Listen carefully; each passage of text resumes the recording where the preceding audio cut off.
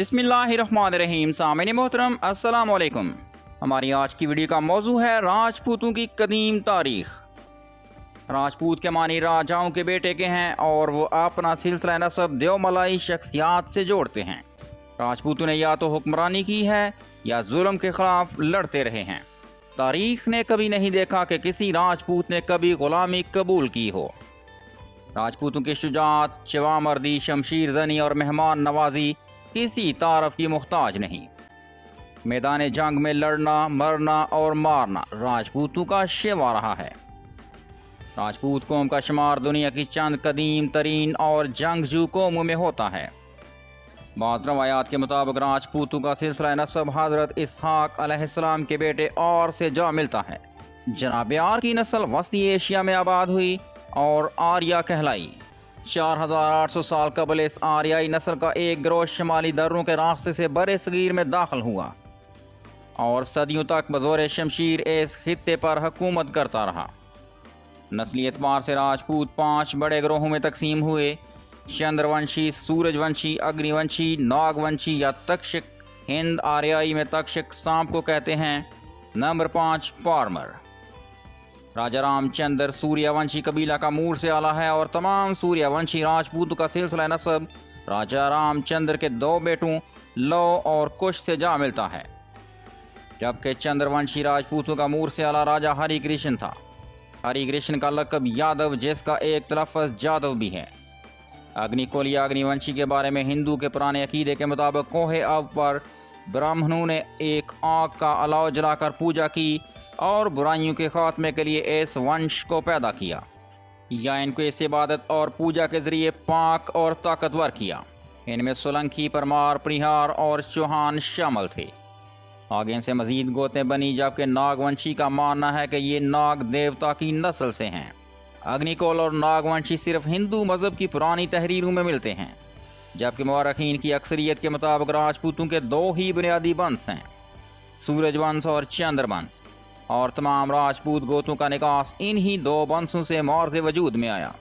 एक रवायत के मुताबिक राजपूतों के अक्सर कबीलों का सिलसिला नसब सिख या सेथी हमला आवरों से था, या वो सफ़ेद हिंद हमला आवरों में थे। अबू अल-गाज़ी ने तातारियों और मुग़ल अक़वाम के नस्ल व नस्ब की रवायात बयान की हैं और वही रवायतें पुरानों में आई हैं। इनका कहना है कि मुग़ल तातार के मूर से आला का नाम पशना था और इसके बेटे का नाम ओगोस था। ओगोस के 6 फर्जान थे। बड़े बेटे का नाम कैन यानी सूरज था और दूसरे बेटे का नाम एव यानी चांद था। इस वजह से बाज़ मौरखीन कैन की औलाद को सूरजवंशी और एव की औलाद को चंद्रवंशी करार देते हैं, और इनमें से बाज़ यही सिलसिला राजपूतों से मिलाते हैं, क्योंकि मौरखीन की अक्सरियत राजपूतों को बरे सगीर में बैरूनी हमला आवरों के तौर पर आए कबाइल तस्लीम करते हैं, जिन्होंने बाद में यहाँ पर बज़ौर शमशीर अपनी हुकूमत कायम कर ली थी। तातारियों का दावा है कि वो एव यानी चांद की नस्ल से हैं। एव का बेटा जल्दस था और जल्दस का बेटा हैव था।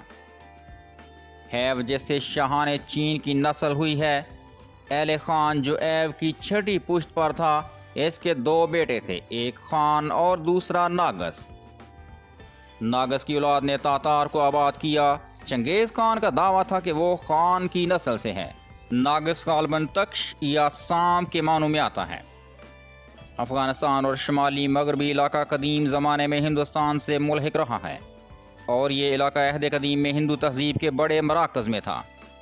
भारतवर्ष के ज़माना में ये गंधारा कहलाता था। काबुल, गंधार यानी कंधार और सिस्तान अक्सर सियासी हैसियत से हिंदुस्तान का हिस्सा रहे हैं। भारतीय अहद में इन मकामात को सफ़ेद हिंद कहा जाता था। इस इलाके की पुरानी इमारत और खानकाहों के खंडर इसकी तायीद करते हैं, ख़ुसूसन टेक्सला की अजीम व शान यूनिवर्सिटी के आसार, जिसकी शोहरत आज से 2000 साल पहले अपने अरूज पर थी। इस ज़माना में जो भी फ़ातेह सिंध पर हमलावर होता था, थोड़े अरसे में इसका शुमार छतरियों में होने लगता था। सिक्कों को देखने से मालूम होता है कि पहले हुक्मरान का नाम गैर मुल्की है, लेकिन बेटे या पोते का नाम संस्कृत में है और इसकी तख्त नशीनी या ताज पोशी छतरी रसूम के मुताबिक हुई थी। एक रवायत के मुताबिक पारमर जाट का ताल्लुक भी राजपूतों के साथ बयान किया जाता है। एक दूसरी रवायत के मुताबिक पांडवों की औलाद चंद्रवंशी कहलाती है اور کوروں کی اولاد سورج ونشی کہلائی۔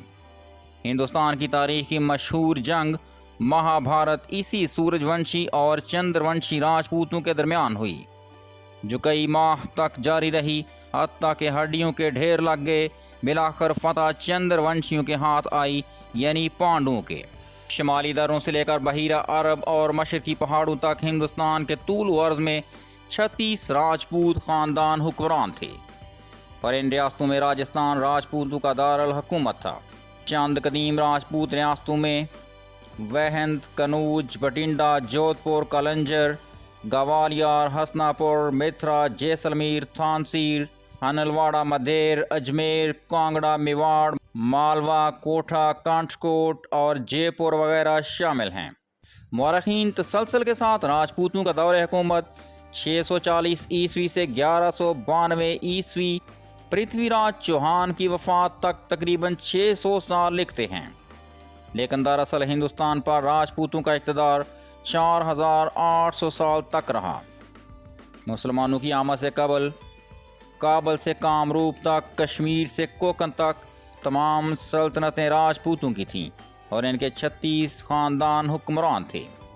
سامعین محترم، اسکندر اعظم کے گورنر سیلوکس نے جب ہندوستان پر حملہ کیا تو اس وقت راجہ سنگل کی اولاد میں سے راجہ چندر گپت اقتدار کا مالک تھا، جس نے اسکندر اعظم کے گورنر سیلوکس کو شکست دی، اور سیلوکس نے اچھے تعلقات کی خاطر اپنی بیٹی کی شادی چندر گپت سے کروائی۔ اہل یونان کو اس علاقے سے نکالنے والا بھی چندر گپت ہی تھا۔ نامور مصنف نسیم حجازی نے اپنے ناول محمد بن قاسم میں راجپوتوں کا ذکر تفصیلاً کیا ہے، جس میں جے رام، پرتاپ رائے اور بھیم سنگھ وغیرہ شامل تھے۔ برصغیر میں پہلا راجپوت جس نے اسلام قبول کیا وہ جے رام تھا، جس کا نام ناصر الدین رکھا گیا۔ وہ زبیر کا دوست اور محمد بن قاسم کے قریبی ساتھیوں میں تھا۔ راجپوتوں کی حکومت کا زوال 1009 عیسوی کے بعد سے شروع ہوا۔ ہندوستان کے شمال مغربی بارڈر پر راجپوتوں کی آخری سلطنت وہن تھی۔ اس کی حدود دریائے چناب اور ملتان سے لے کر افغانستان کے صوبہ لغمان اور کابل تک تھیں۔ جس کا حکمران راجہ جے پال سلہریہ تھا۔ اس وقت غزنی پر محمود غزنوی کے والد امیر سبکتگین کی حکومت تھی۔ وہن اور غزنی کے درمیان جنگیں رہتی تھیں۔ راجہ جے پال نے 2 بار غزنی پر چڑھائی کی، لیکن شمال کے سرد موسم کی وجہ سے ہندی فوجوں کو کامیابی نہ ملی۔ جب راجہ سبکتگین نے ہندوستان پر چڑھائی کی تو ان کے درمیان سخت جنگ ہوتی رہی۔ آخر بلا فیصلہ بادشاہ غزنی کو واپس چلا گیا۔ بعد ازاں غزنی کے سلطان نے دوبارہ ہند پر یورش کی تو راجہ جے پال نے کل ہند کے راجوں سے مدد لی اور ایک بڑے لشکر کے ساتھ مقابلے کو آیا۔ 18 دن باہم لڑائی جاری رہی۔ آخر میں جنگ کے دوران راجہ کا ہاتھی خود میدان سے بھاگا۔ ہر چند فیلبان نے کوشش کی لیکن پیچھے کو نہ پھرا۔ اس واسطے ہند کے لشکر میں ہزمیت وقوع میں آئی اور ہزاروں قتل ہوئے۔ راجہ جے پال نے اپنے بیٹے اننگ پال کو تخت نشین کیا اور خود آگ میں جل کر مر گیا۔ اننگ پال کی محمود غزنوی کے ساتھ پشاور کے مقام پر ایک بڑی جنگ ہوئی، جس میں ہندوستان سے تقریباً تمام راجپوتوں نے شرکت کی۔ ایک شدید لڑائی کے بعد میدان پر سلطان محمود کا پرچم بلند ہوا اور شمالی ہندوستان میں اسلام کی شمع روشن ہوئی۔ راجہ اننگ پال کے بعد راجہ ترلوچن پال اور اس کے بعد راجہ بھیم پال دوسرے محاذوں سے فوجیں اکٹھی کر کے محمود غزنوی کے ساتھ نبرد آزما رہے، لیکن ریاست وہن کو دوبارہ حاصل نہ کر سکے۔ 1190 عیسوی کو جب سلطان شہاب الدین غوری نے ہند پر حملہ کیا تو اس وقت پرتھوی راج چوہان دہلی اور اجمیر کا مالک تھا۔ راجپوتوں نے تلوار کے خوب جوہر دکھائے اور شہاب الدین غوری زخمی حالت میں جان بچا کر نکلا۔ میدان پرتھوی راج چوہان کے ہاتھ رہا۔ اس کے بعد شہاب الدین نے 1192 عیسوی کو دوبارہ حملہ کیا، جس میں پرتھوی راج چوہان کا بھائی کھانڈے رائے مارا گیا۔ بعد میں لشکر میں افراتفری پھیلی اور میدان سلطان کے ہاتھ رہا۔ پرتھوی راج چوہان کو بھی سلطان نے قتل کر دیا۔ پرتھوی راج چوہان کا بھتیجا ایشر داس پہلا چوہان مسلمان تھا، جس کا نام فخر الدین رکھا گیا۔ راجپوتوں کے زوال کی ایک بڑی وجہ ان کی آپس کی لڑائیاں اور جنگیں بھی تھیں۔ ابتدا میں مسلمانوں کے خلاف انہوں نے کامیاب دفاع کیا، اور ان کو آگے بڑھنے سے روکا، اور مسلمانوں کے خلاف یہ بعض اوقات متحد بھی ہو گئے، خاص طور پر جے پال کی سرکردگی میں، پرتھوی راج چوہان کی سرکردگی میں اور رانا سنگا کی سرکردگی میں۔ لیکن یہ وقتی وفاق تھا جو صرف جنگ تک محدود رہا، اور جنگ کے بعد ان کے درمیان وہی نفاق، پیکار اور جنگ کا سلسلہ جاری رہا جس نے ان کو کمزور کر دیا، جس کے نتیجے میں انہیں بیرونی حملہ آوروں کے خلاف پسپا ہونا پڑا۔ راجپوت نہ صرف میدان جنگ میں جوہر دکھاتے بلکہ وہ عمدہ انسان اور اعلیٰ میزبان بھی تھے۔ مہمان نوازی اور سخاوت کا جذبہ ان کے خون میں شامل تھا۔ راجپوت آرٹ و ادب اور موسیقی کے دل دادا تھے۔ راجپوت مصوری کی اپنی انفرادیت تھی۔ ہر راجا کے دربار میں ایک نغمہ سراز ضرور ہوتا جو خاندانی عظمت کے گیت مرتب کرتا تھا۔ راجپوت عورتیں اپنی عصمت اور پاک دامنی پر جا بجا طور پر ناز کر سکتی تھیں۔ ستی اور جوہر کی رسم اس جذبے کی ترجمانی کرتی تھی۔ جب کسی عورت کا شوہر مر جاتا تو وہ اپنے شوہر کے ساتھ آگ میں جل جانا پسند کرتی تھی۔ اس کے علاوہ کسی جنگ میں ناکامی کے خدشے کے بعد راجپوت اپنی عورتوں کو قتل کر کے میدان جنگ میں دیوانہ وار کود جاتے تھے اور خون کے آخری قطرے تک دشمن کے ساتھ لڑتے اور خود کو فنا کر لیتے اور اپنی عزت و عصمت پر جان نثار کر دیتے تھے۔ ایک اندازے کے مطابق دنیا میں تقریباً 10.7 ملین لوگ خود کو راجپوت قرار دیتے ہیں، جن میں تقریباً 86 ملین ہندو، 2.1 ملین مسلمان اور 50,000 سکھ ہیں۔ سامعین محترم، امید ہے کہ آپ کو ہماری یہ معلوماتی ویڈیو پسند آئی ہوگی۔ ہمارا اس ویڈیو میں ساتھ دینے کے لیے آپ تمام دوستوں کا شکریہ۔ اگلی ویڈیو تک کے لیے اللہ حافظ۔